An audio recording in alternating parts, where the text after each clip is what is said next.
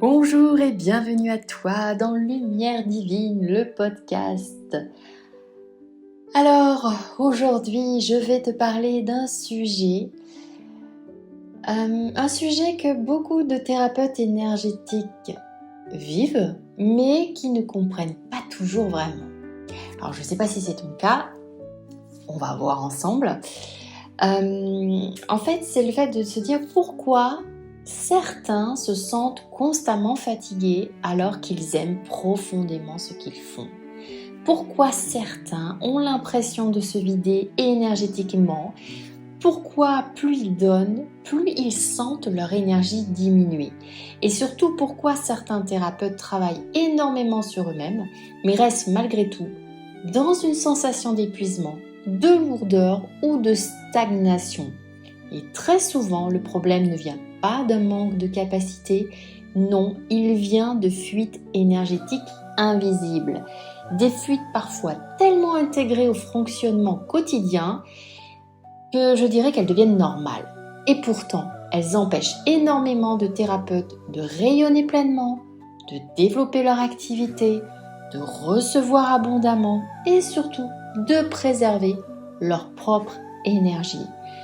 Donc tu l'as compris, aujourd'hui nous allons parler justement des différentes fuites énergétiques invisibles. Alors dans un premier temps, je vais quand même t'expliquer qu'est-ce qu'une fuite énergétique invisible, de mon point de vue, pourquoi les thérapeutes énergétiques sont particulièrement concernés, les principales fuites énergétiques invisibles que l'on retrouve chez les personnes qui travaillent avec les énergies. Je vais également te parler, qu'est-ce que j'avais noté ? Oui, des signes.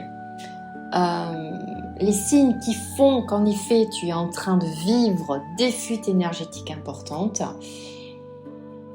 Et puis je crois que c'est tout. Ah non, et je voulais aussi te dire, on va répondre à cette question, pourquoi ces fuites empêchent aussi ton expansion professionnelle. Et dernier point, comment commencer à fermer les fuites énergétiques. Ok, je vais te donner quelques petites astuces. Voilà, et bien écoute, c'est parti. Alors, je me présente rapidement si tu ne me connais pas. Moi, c'est Céline. Et ma mission, c'est d'accompagner les thérapeutes qui travaillent avec les énergies pour, je dirais, expanser leur lumière, pour qu'ils puissent se libérer de toute leur mémoire invisible, mais également qu'ils puissent pleinement incarner leur mission d'âme, comprendre qui ils sont. Monter en vibration. Je travaille tout ça, monter en vibration, la confiance, la vitalité, les nettoyages énergétiques, le nettoyage des lieux de vie, les nettoyages du lieu professionnel, enfin on voit plein de choses ensemble. Voilà, donc ça c'est mon rôle. Je suis là pour m'occuper de vous et je suis surtout là pour vous aider à élever votre lumière. Voilà, moi ce que je veux c'est que vous brillez, brillez, brillez. Voilà, parce que ce monde a besoin de vous. Allez, c'est parti, on va aborder le sujet, on arrête les blabla. Parlons des fuites énergétiques invisibles.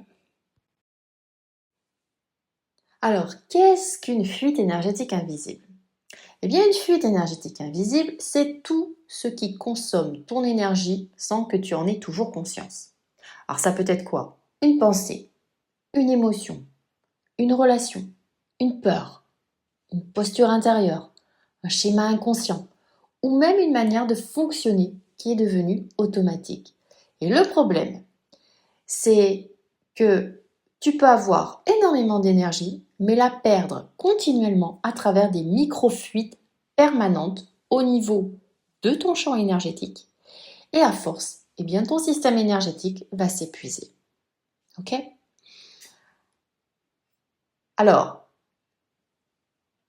vous les thérapeutes énergétiques, vous êtes souvent hypersensibles, empathiques, très ouverts émotionnellement, très connectés aux autres. Donc, vous ressentez beaucoup, vous captez beaucoup et vous absorbez énormément. Et lorsqu'il n'y a pas suffisamment de limites, lorsqu'il n'y a pas suffisamment d'ancrage, de conscience énergétique ou de sécurité intérieure, eh bien votre champ énergétique devient extrêmement poreux. Et certains d'entre vous, eh bien vous vivez alors dans un état de fatigue chronique, ou bien de brouillard mental, de surcharge émotionnelle, ou même parfois la sensation de porter le monde entier.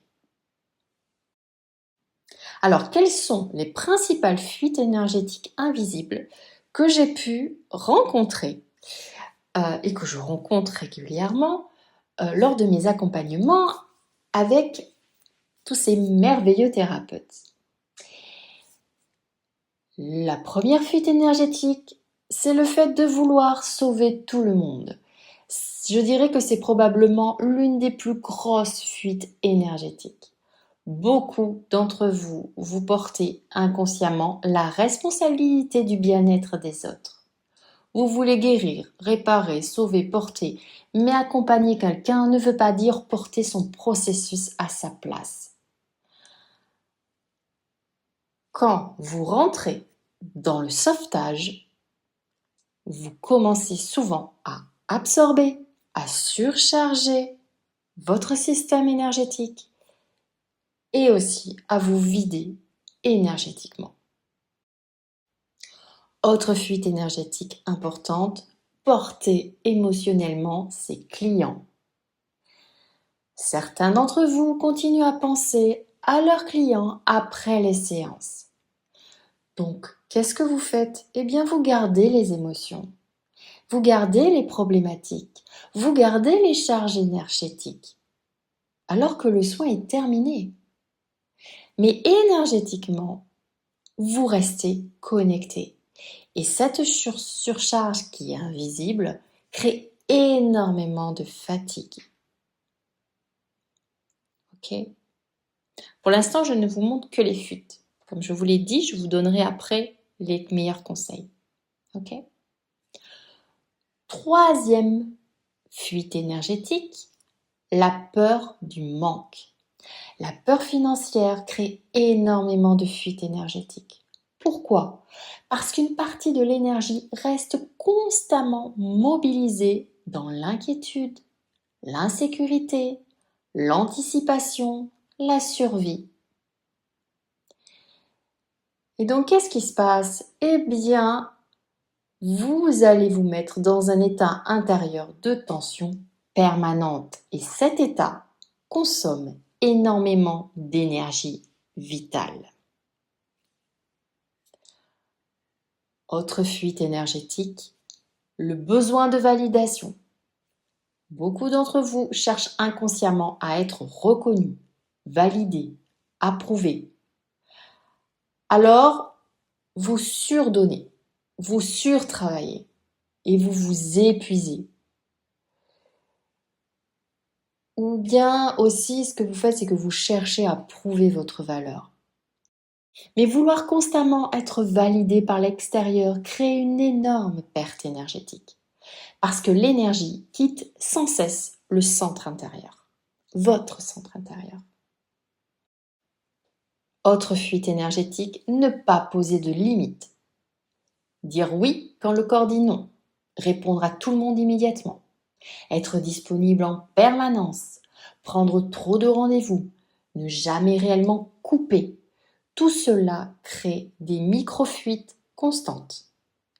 Et beaucoup d'entre vous, vous vivez dans un système nerveux qui ne récupère jamais complètement. Autre fuite énergétique, la surcharge spirituelle.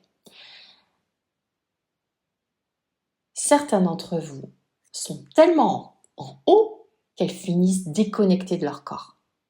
Trop de pratiques, trop d'informations, trop de soins, trop de connexions énergétiques. Sans suffisamment d'ancrage, de repos, de silence, de simplicité ou de présence corporelle. Et à un moment donné, faut pas se leurrer, votre système finit par saturer.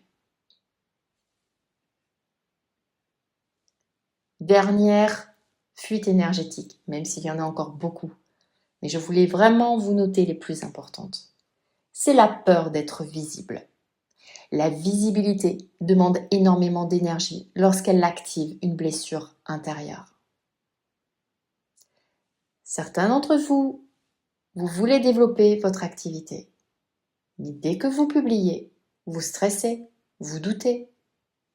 Parfois vous supprimez, ou vous jugez, ou vous vous refermez.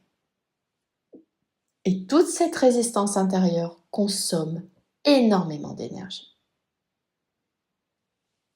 Ok, donc là je vous ai donné celles que je vois le plus souvent. Mais il y en a plein d'autres. Alors, quels sont les signes que tu vis des fuites énergétiques importantes? Premier signe, la fatigue chronique malgré le repos. Tu dors, mais tu ne récupères jamais vraiment. Deuxième signe, la sensation d'être vidé après les séances, comme si ton énergie était aspirée.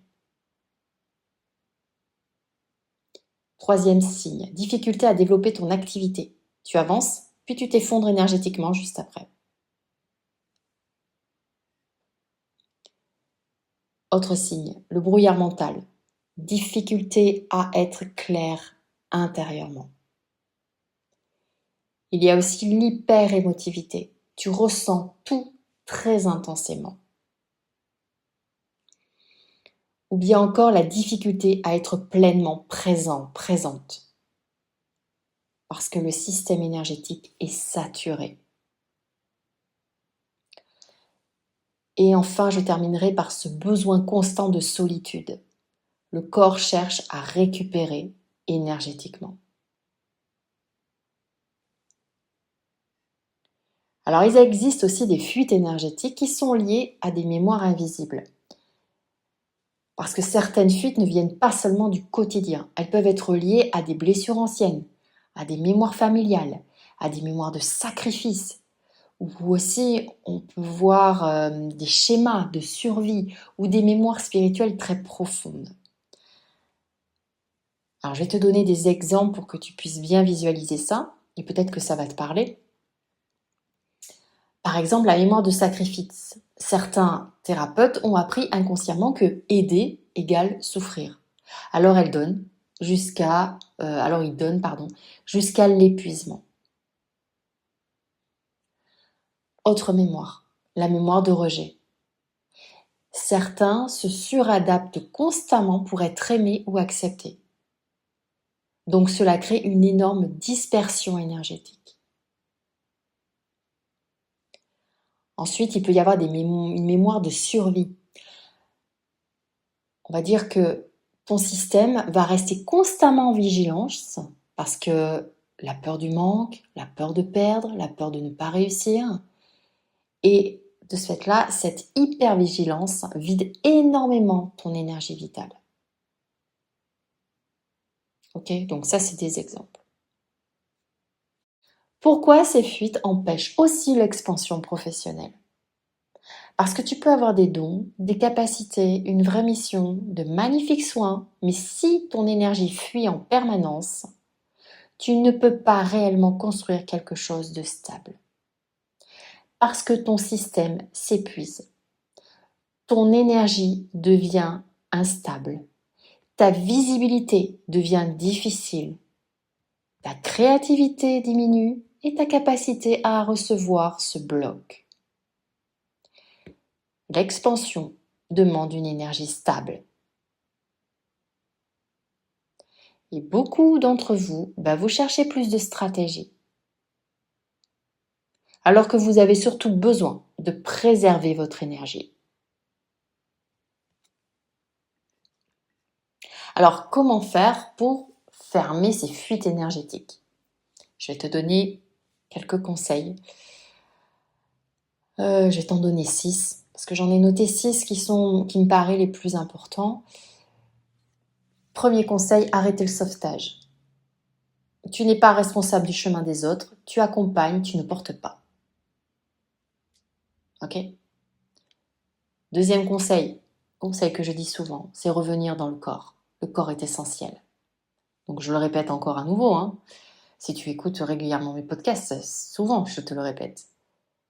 La respiration, la nature, la marche, le repos, l'ancrage, la présence. Prends soin de ton corps, l'alimentation, mets ton corps en mouvement pour libérer. Ok ? Troisième conseil, pose des limites énergétiques.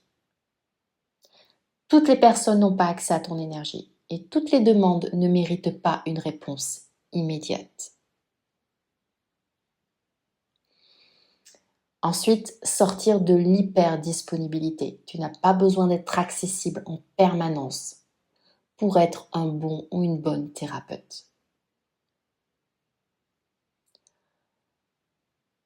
Autre conseil, observe ce qui te vide réellement. Pose-toi cette question. Où mon énergie fuit-elle chaque jour ? Et très souvent, les réponses sont déjà là. Et dernier conseil, renforce ta sécurité intérieure. Plus un thérapeute se sent intérieurement en sécurité, moins il perd son énergie dans la peur, la suradaptation, le contrôle ou l'hypervigilance.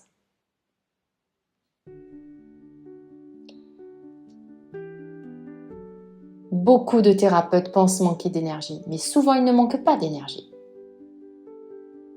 Ils la perdent continuellement dans des fuites invisibles devenues normales.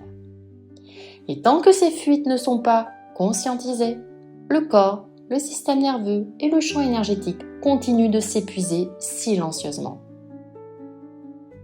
Donc préserver ton énergie n'est pas égoïste. C'est essentiel pour pouvoir accompagner durablement sans t'oublier toi-même. Parce qu'un thérapeute aligné n'est pas un thérapeute qui donne tout. C'est un thérapeute qui a appris à rester connecté à lui-même. Ou une thérapeute qui a appris à rester connectée à elle-même, tout en accompagnant les autres. Voilà ce que j'avais à te dire.